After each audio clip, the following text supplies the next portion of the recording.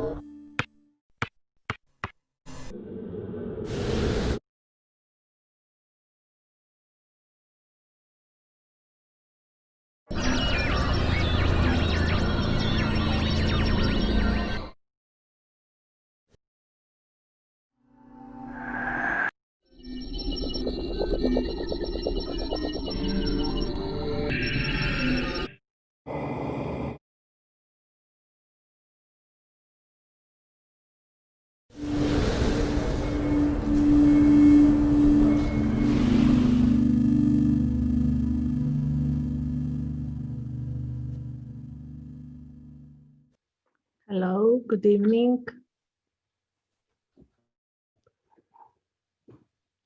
Hi there, Good Petra. evening, Lawrence. Welcome. Thank you. It's nice to see you finally. Yes, I saw you were trying to connect earlier. Hi, Rachel. Hi. How are you? Welcome. Good.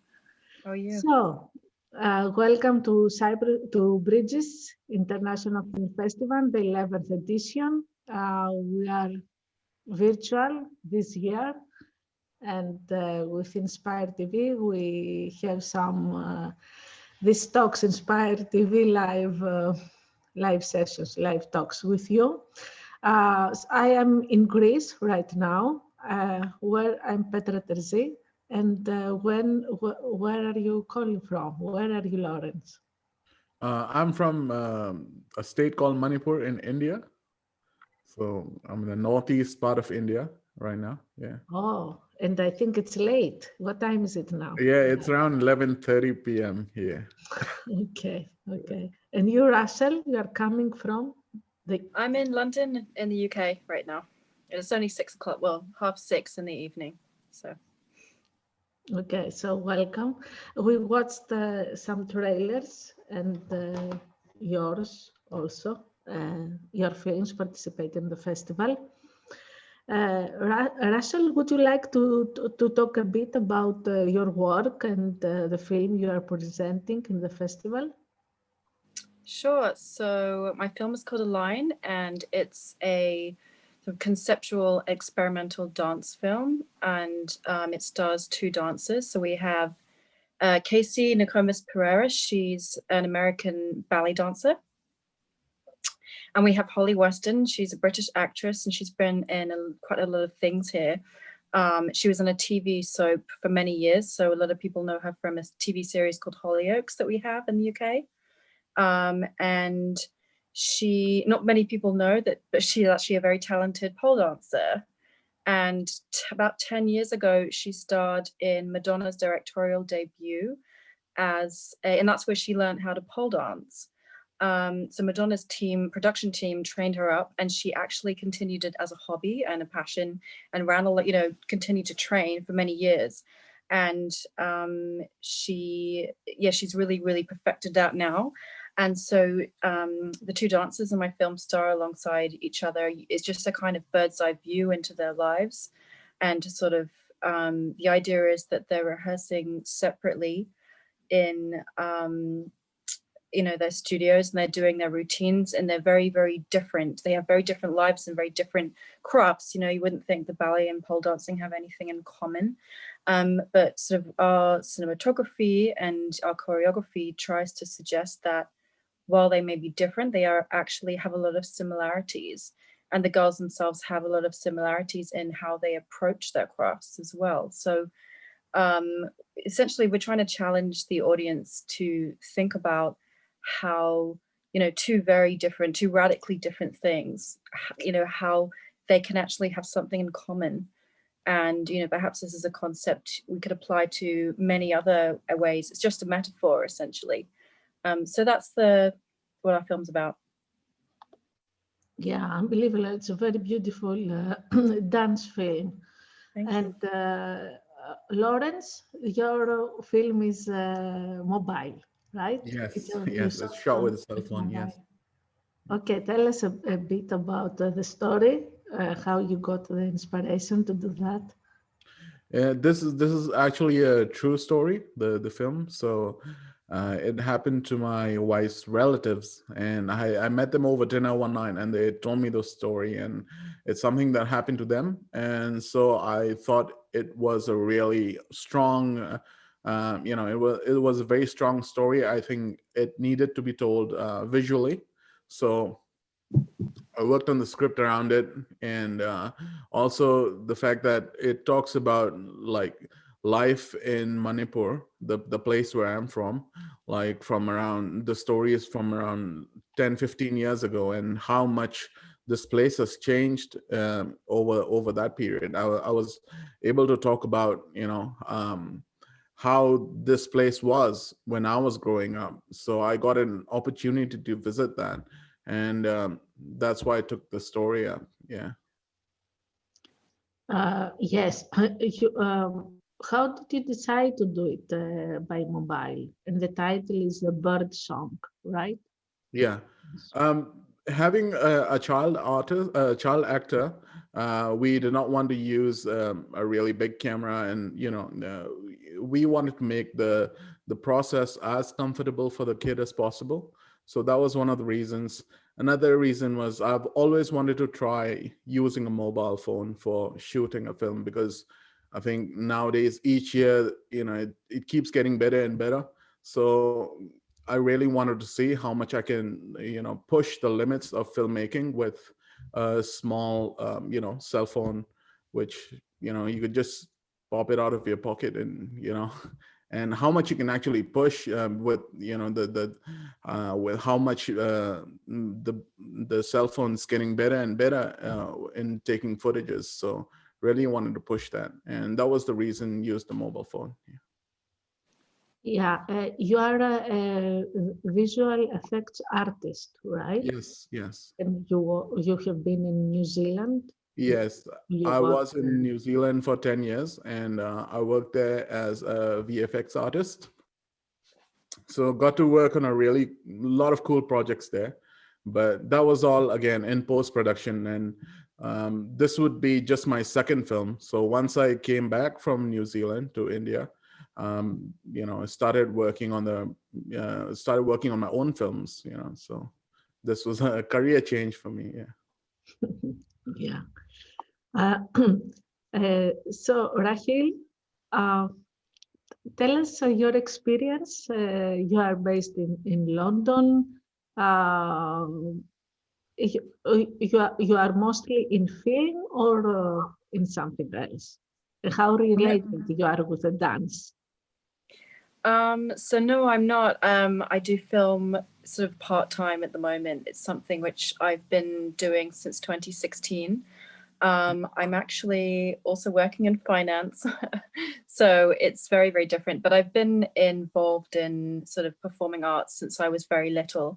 So when I was 9, I did theatre. I was in professional. Actually, the only time I've ever been sort of in front of an audience. As a kid, I was in the West End and I sang, and I have been doing dance since I was about 2 or 3.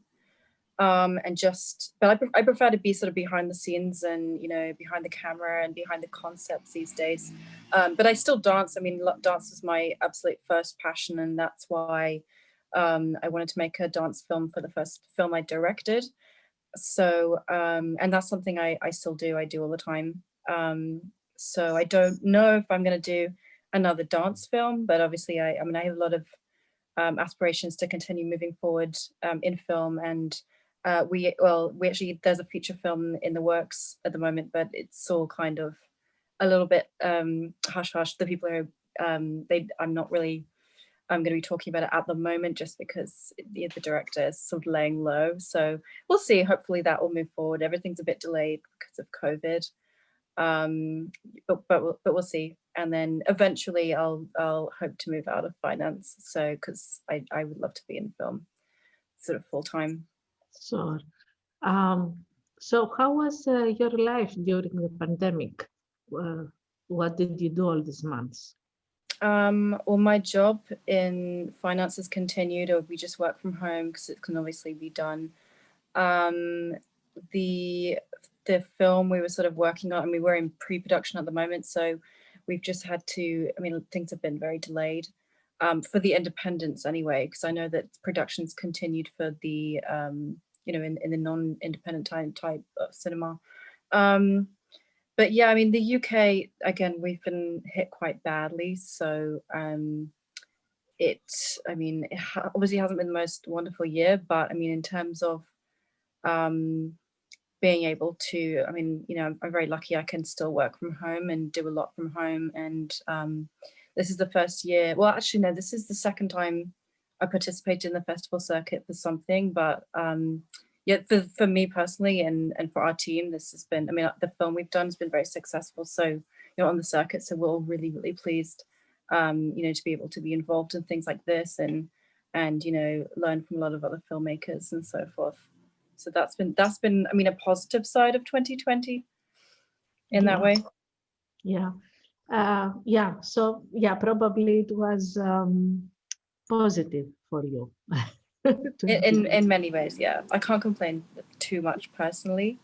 So okay, it's a different way of living. It's a challenge. And personally, I liked your film. Dance is always powerful by itself, but I like the aesthetics a lot. And I think your film won an award last month. It did in Cyprus. Yeah. Yes. I was actually, I have to tell you, I was there, I was watching it, I was live, my camera was off. I tell you, we were at home. I have a projector, so we projected it onto the wall, like at home. So it was like having a home cinema. But I'll be honest, I didn't realize, because I'll admit this, I misread the email. So I didn't know we'd won until you announced it live, which is why I didn't do a video. So I was so embarrassed. But obviously really, really happy. It was like we got the champagne out. It was a really nice surprise. So yeah, I think, yeah, I emailed you the next morning. But yeah, it was very exciting. I thought it was a really, really great evening, just watching all the trailers and watching everybody speak. So that was awesome. So you want to tell something with this film. There is a metaphor. Yes. You're going to reveal that with us? Yes, I mean, essentially what we're saying is, you know, we're asking people to look, you know, at these two different crafts, and we're asking people to look, and, you know, and a ballet, obviously, you know, it has its sort of roots in, you know, it's got the whole French terminology, and it's a very well respected profession, and, you know, pole dancing is a lot more ambiguous. It doesn't have the same language. It has a lot of, you know, other preconceptions about it, which are not so great. And we are essentially trying to isolate them and say, look at these two crafts but try not to have the preconceptions. So we just almost strip them down and say, look at these two girls just rehearsing. They're rehearsing in the same studio, you know, and you know, they can't see one another, and we're saying just look at them and try to sort of isolate what they're doing, and try to appreciate perhaps how sophisticated the movements are. And also another thing is we say with the pole dancing, as that at times, when you see Holly perform, you can see that actually pole dancing can be very elegant and very graceful, which is what ballet is known for. And ballet can be also very sexy, and that's not necessarily something that people would immediately associate with the work of a ballerina. But we're not trying to, we're very, very careful to try and reiterate to people, we're not trying to say that pole dancing is not a sexual thing. It's not just, because it's not just, we're not trying to say it's a sport and it's it's elegant. We're trying to say it has many different sides to it. We're not trying, and same with ballet, we're not trying to sexualize ballet. We're just saying it also has the same elements to it. It can have, it depends how you look at it. So we are essentially saying that if these are just two very different dance forms with very different history, very different societal, connotations. But if these two dance forms have so many differences, then you can perhaps, apply that to other differences, differences between cultures or differences, and say perhaps there are more similarities between people than we think. People who seemingly, do such different things or have such different lives, at the end of the day, we're all human. And, both of these dances, it's interesting because it was another festival in New York. It was the Artist Forum. They selected our film to be part of their program, which was it's a program called Tales of the Heart. So they sort of thought that our story was about, they assigned it to that area of the program because they thought that our girls, they love their crafts, they're in love with what they do. And perhaps that's another thing that unites the two of them, is that they're passionate about their crafts. So essentially it's just I think with dance, like any kind of art, music or anything, it just is sort of, it can tell a story, and it doesn't have to go to people who are not dancers. Sorry to interrupt you, but we have another director who made a great dance film in the festival, Alejandra Perez. She just joined from the United States, and we are going to see your trailer first. Okay, Alejandra? Oh, perfect, thank you. Christos is going to screen it right away.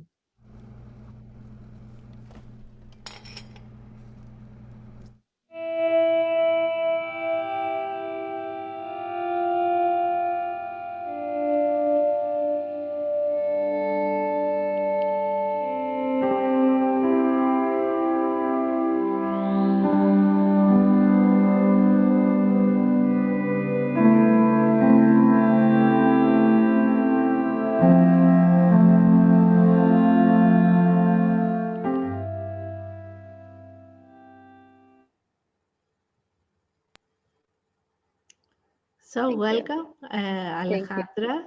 It's your participation in the official program of the festival. So how you are related with dance and filmmaking? Thank you very much. I mean, I heard the story of Rachel, and I thought like, oh, I have to be there because she's talking about dance. But yes, I used to be a professional dancer myself back when I was a teenager in Mexico and early in my 20s. So I dance folklore and jazz and a little bit of everything, kind of multidisciplinary dancer. And went to North America to finish higher education. But then after several trials and working in corporate America for a while, I felt that that wasn't me. So I went back to school, I finished an MFA in film, and this was my first fiction film. And I thought, I'm gonna put the two things together, the visual, my love for visuals, for movies and dance. And then I just wrote this story, which is a little bit kind of personal. It's about a story of a difficult relationship between a mother and daughter. However, it's not really my relationship with my mother, it's really my sister's relationship with my mother. And I always just look from afar, and I feel, but like I know that there is so much love between them. They want to say so much to each other, but somehow every time they get together, there is something that it sparks the conflict. So I thought, but yet there is something beautiful about their relationship because they care for each other, they love for each other. And so I thought maybe I'd just put this in a film and in a dance, because words sometimes can be very harmful, can be very painful. And I figure I think dance and movement can translate the feeling and at the same time make it elegant, graceful, and beautiful. So I wrote the script that when I was casting these two ladies, it was a little bit difficult to decide, should I cast for an actress that knows how to dance or a dancer that knows how to act. But then I found these ladies that they were just fantastic by their own right. The mother, the lady that plays the mother, she's a 70-year-old dancer, which I thought it was fantastic. And unfortunately, in this industry, we don't give a lot of opportunities to, to older dancers. So I thought I'm just gonna grab her because she's graceful. She's very passionate about the project. She's very strong, and she definitely was. We were doing rehearsals and the shootings that she was there, and at times we were all tired, and she was like, "Okay, are we gonna do it again?" And she's just like this energy that she had. It was like so beautiful. And then the lady that plays the mother, the daughter, Stephanie Santos. She also very special. She has a prosthetic leg, and I figured same thing. In this industry, we don't give a lot of opportunities to people with disabilities, and the story is not about disability. It's about, again, the relationship. But then I thought this somehow I can leave it out there for people's interpretation to decide if that is part of the issue why they have this conflict. Maybe not. I say I'm not gonna put it as the focus. It's out there, but I just want to have somebody that's as well is giving the passion, the love of the project. And she did fantastic. I was so amazed and so proud of both of them. So there it is, Her Mother's Daughter. It's a short film. It's 13 minutes. So hopefully you get to see it. Thank you. Yes, thank you. It is amazing. 10 years ago, I was in New York in January. There is an artists and promoters exhibition called APAP, APAP. And it's the first time that I watched disabled dancers on stage. And it was wonderful. It was very inspiring and very difficult to see what the achievement of these people, the dancers and the choreographers. It is amazing. Lawrence, you are from India. Yeah. And okay, you worked overseas.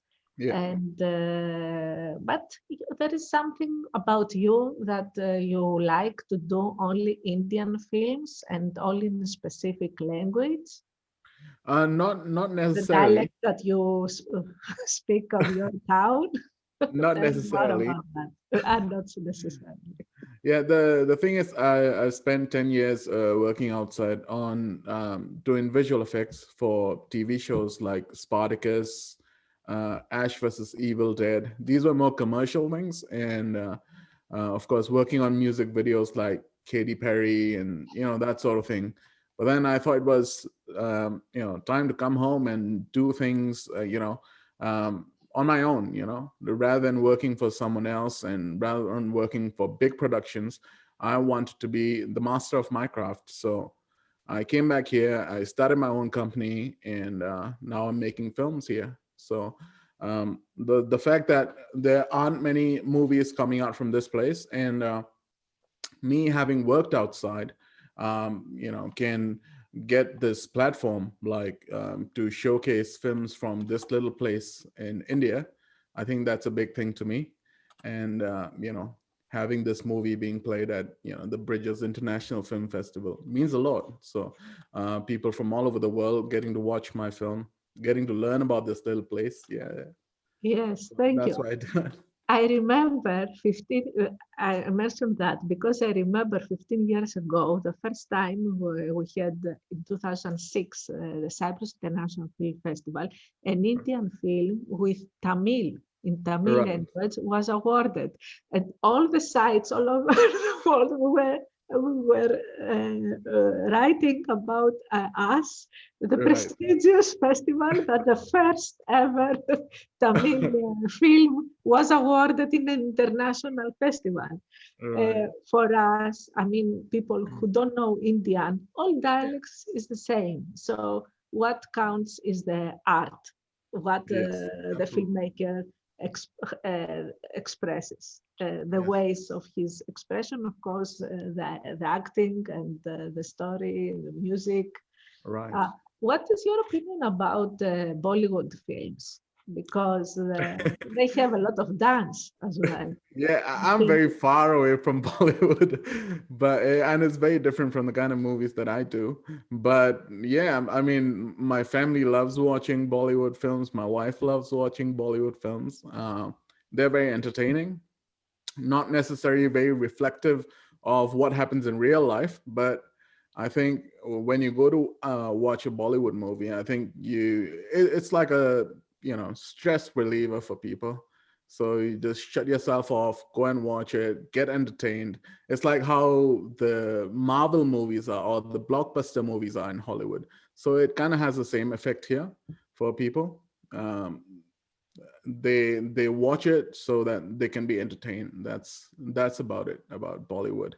I'm not so much into dance, but I'm sure these wonderful women can tell you more about dancing. But I don't think I'm a good judge of dances. Yeah. But you are informed of song and singing, Song right? and singing. Yeah. Yeah, because your film is about a song, a bird Yes. song. So, Yeah, but it's a bird song. yeah, it's the bird song. So, and there is a market for these films in India. It's a big market, and you like also length, big films. I mean, duration above 2 hours. But internationally, there are some another kind of Indian filmmaking is coming, and we receive and we select in the festival. Like this year, we have another Indian film, Gutter Boy, by female filmmaker Anupam Khanna Baswai, and this is not a Bollywood film. Yeah, yeah. And I saw the trailer of that film. It looked wonderful. And yeah, I managed to watch all the movies in my category, that's category H. So I've seen Rachel's movie. And I thought it was wonderful. And it was so beautiful, the way the juxtaposition between ballet dancing and pole dancing. That was wonderful. Thank you And very much. the music struck out. I really love the music in your film. Oh, thank you. That was done actually by my brother-in-law. All So right. yeah, he's a very talented musician. So there's that dilemma. I'm sure that all of you have had in filmmaking have had the same dilemma, which is, do I work with family or not? Right. So I gave him a chance, and actually I didn't make his life too miserable, and I don't think so. Yeah, it worked out very well. I think you pulled it through. Yeah. Oh, thank you. I'll tell him that you love the video. yes. Lawrence, what do you think about your future in film? What is your new project? Do you work already on something? The thing about me is that since I've worked very heavily in post-production, I feel that I'm able to see both sides of filmmaking, the production as well as the post-production. So when I set out to make a film, it's very specific. Like I know exactly what I need like to get done because I've worked so much in post-production and polishing a film that I've come to learn what the movie needs to be polished. So in that way, I can cut out a lot of errors that can be made while making the movie during production. So like in the bird song, all the scenes with the birds, they were all CGI. So there was no actual bird. There is the behind the scenes, which I've uploaded on YouTube. So that kind of helps me in understanding the kind of filmmaking that I do. So for me, now I'm gonna move on to feature films, and that's gonna be my next project. This place, like I said, has interesting history. Second World War, there's a Second World War, issue that took place in Manipur, and I'm gonna work on that one. So you have the story already. You are not Yeah, looking. kind of, yeah. Yeah. Okay. Very good. And you will shoot there. You will do casting there, right? Yeah, it has to be here because the incident took place here. So it's an important landmark in history that took place in this place in Manipur. So yeah, I will be working on it here. Yeah. How difficult is to do filming now in your place, in your area? In my area, it's a little town, so there's not much restrictions. But of course, with the pandemic and the COVID that's going around, you've got to be smart about how you film. But there are no such restrictions by the government. But it's not like we're in Mumbai or a bigger city where they have a film city and they have lots of city regulations and things like that. But in Manipur, it's quite lenient. Yeah. Yeah. Alejandra, you are in San Francisco, right? Yes. Yes. Mhm. How is the situation there? What Well, do you face? What you have to handle? Well, for one, it's beautiful. It's very nice and sunny. And just yesterday, we had a little bit of rain, and everybody's like, "Oh my God, it's raining!" So we go in, and then we think like, "Oh, this is not the East Coast. In the East Coast, they have like this snowstorm that is coming, and we complain about a little rain." So it is a beautiful city. In terms of the pandemic, it was open. Restaurants were open for outdoor dining and some events, small events with certain distance. But then just a week and a half ago, it went into color purple. So things shut down. So now again, back into no salons, no restaurants, and no public events. So no until January 4th. And in terms of the shooting and filming, but it makes it difficult. So things that were happening in San Francisco, which there were not that many things happening, then they had to shut down. In LA, they're still shooting, but for what I've heard is that they have a lot of rules that they have to. I think it's kind of like even these tents, almost like an Olympic village, that they have to be in, and they all get tested and retested to make sure that nobody is infected. But I don't know. I mean, for San Francisco, we're shot every film production, but in LA, they might still, but not that much right now. Mm-hmm. I understand. What do you think about the future when you will be able to go out and shoot? Yeah, well, the good thing about being in the West Coast is the industry, right? I mean, obviously more in LA, but it goes all the way to San Francisco. Yeah, I mean about your project. About my project? Yes, in your project. Yes, well, Her Mother's Daughter, I would like to eventually bring it to the stage, as a stage form, as a performance piece, but that will be obviously, probably in a year or two. Right now, I'm working on an installation piece, in a 3-channel installation piece, video installation piece about identity transformation, and woman. So I'm taking my own story as an immigrant in a new country, and the transformation that I go through navigating life as I go through these changes as a woman in a different country, but also working with memory, how my past is still part of me, even though I am transforming.